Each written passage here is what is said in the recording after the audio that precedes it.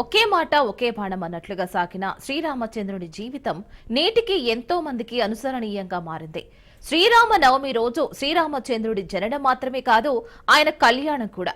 శ్రీరామ నవమి రోజున వైభవపేతంగా ఆయన కళ్యాణం అద్భుతంగా నిర్వహిస్తారు. శ్రీరామచంద్రుల కళ్యాణాన్ని మహానంది క్షేత్రంలో కూడా వైభవంగా నిర్వహిస్తారు. శ్రీరామ నవమి విశిష్టత గురించి వేద పండితులు రవిశంకర్ అవధానితో మా ప్రతినిధి మధుసూదన్ ఫేస్ టు ఫేస్.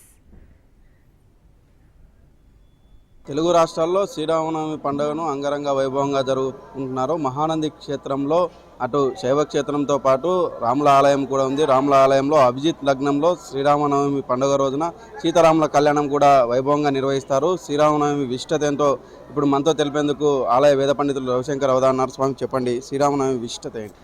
ఈరోజు మహానంది క్షేత్రంలో శ్రీరామనవమి సందర్భంగా విశేషంగా స్వామివారి కళ్యాణ మహోత్సవం అనేటువంటిది జరుగుతుంది. ప్రధానంగా మనకి శ్రీరాముల వారి యొక్క కళ్యాణం అంటే మనకి దేవతలు ముక్కోటి దేవతలుగా చెప్పబడతారు. అనేక మంది దేవతలు ఉన్నప్పటికీ మానవ రూపంలో వ్యవహరించినటువంటి ఏకైక దైవంగా మనం ఈ యొక్క రాముల వారిని చెప్పడం జరుగుతుంది. ఎందుకంటే రామో విగ్రహవాన్ ధర్మ అని చెప్పి శాస్త్రం చెప్తుంది. ఎందుకంటే ఒక ధర్మ ప్రవృత్తి కలిగినటువంటి ఒక వ్యక్తి ఎలా ఉండాలి అని మనకి చూపించేటువంటి ఆదర్శమూర్తిగా ఆ యొక్క సీతారాముల వారిని చెప్పడం జరుగుతుంది. కాబట్టి ఈ యొక్క శ్రీరామనవమి అనేటువంటిది స్వామివారి యొక్క జన్మతిథి కూడా ఈరోజే నవమి రోజునే, చైత్రశుద్ధ నవమి రోజునే రాముల వారు జన్మించడం, అలాగే వారు అరణ్యవాసం పూర్తి అయిన తర్వాత మళ్ళా తిరిగి ఈ యొక్క శ్రీరామనవమి రాజే వారు పట్టాభిషిక్తులు అవ్వడం అనేటువంటిది జరిగింది. ఆ రకంగా వారు తన యొక్క గురువుగా ఉన్నటువంటి ఆ యొక్క విశ్వామిత్రుడి యొక్క మహర్షితో పాటు వెళ్ళినప్పుడు అక్కడ ఉన్నటువంటి ఒక పెద్ద స్తంభాన్ని వారు తీయడం ద్వారా సీతాదేవిని వరించడం,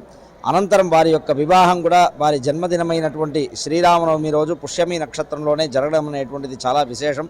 ఆ రకంగా ఈశ్వరుడు తర్వాత జన్మ నక్షత్రం రోజు జన్మించినటువంటి రోజు కళ్యాణం ఆచరించడం అనేటువంటిది ఒక శ్రీరామనవమి రోజు మాత్రమే జరుగుతుంది.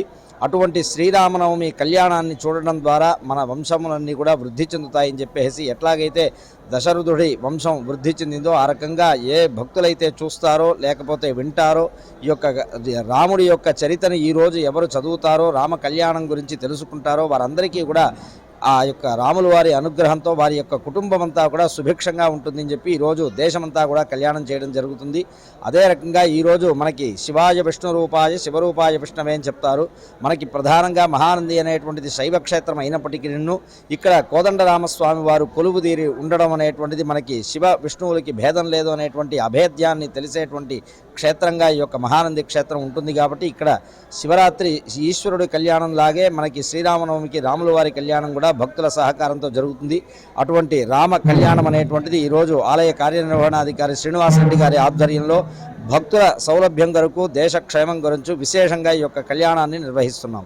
ప్రధానంగా శ్రీరామనవమి రోజు కళ్యాణం జరుగుతుంది. ఆ కళ్యాణం జరిగి చూసిన వివాహాలు కాని వారికి అత్యంతలు తీసుకుని వివాహం అవుతా ఉంటుంది. దేని సంబంధించి?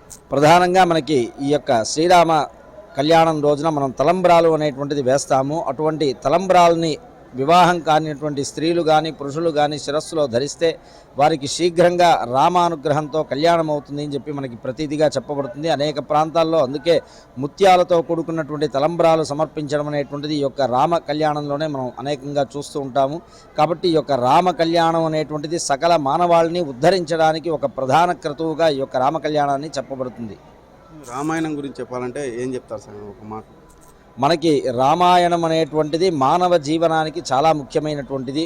ఒక వ్యక్తి ఎలా ఉండాలి, తండ్రి ఎలా ఉండాలి, కొడుకు ఎలా ఉండాలి, భార్య ఎలా ఉండాలి, ఆ యొక్క రాజు ఎలా ఉండాలి, ప్రజల్ని ఎలా పరిపాలించాలి అనేటువంటి అన్ని విషయములు, అంటే మనం జీవనానికి ఒక మనిషి పుట్టినప్పటి నుంచి చనిపోయేదాకా ఉండేటువంటి ఈ యొక్క జీవన గమనాన్నంతా కూడా మనకి తెలిపేదే ఈ యొక్క రామాయణం అనేటువంటిది. కాబట్టి రామాయణం అనేటువంటిది మన శరీరంలో ఇమిడింప చేసుకోవాల్సినటువంటి ఒక ముఖ్య అంశం. కాబట్టి ప్రతి ఒక్కరు కూడా రామాయణాన్ని చదవడం కాదు, దాన్ని ఆచరించడం అనేటువంటిది చాలా ప్రధానం. ఎందుకంటే రాములు వారు నడిచినటువంటి, అంటే రామాయణం అంటే రామ అయనం అంటే రాములు వారు నడిచినటువంటి విధానం అని అర్థం రామాయణం అంటేనే.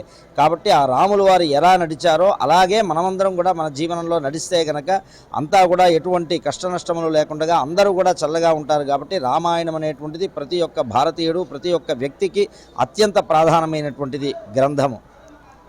శ్రీరామనవమి రోజున సీతారాముల కళ్యాణం చూసినా వివాహాలు కాని వారికి కూడా వివాహాలు అవుతాయని చెప్తా ఉన్నారు. రామాయణం కూడా మనిషి నడవడిక ఏ విధంగా ఉండాలని చూసి రామాయణం చూసి నేర్చుకోవాలని చెప్పేసి వేద పండితులు చెప్తున్న పరిస్థితి. వీడియో జర్నలిస్ట్ శివశంకర్తో మధు, రాజు న్యూస్, మహానంది, నంద్యాల జిల్లా.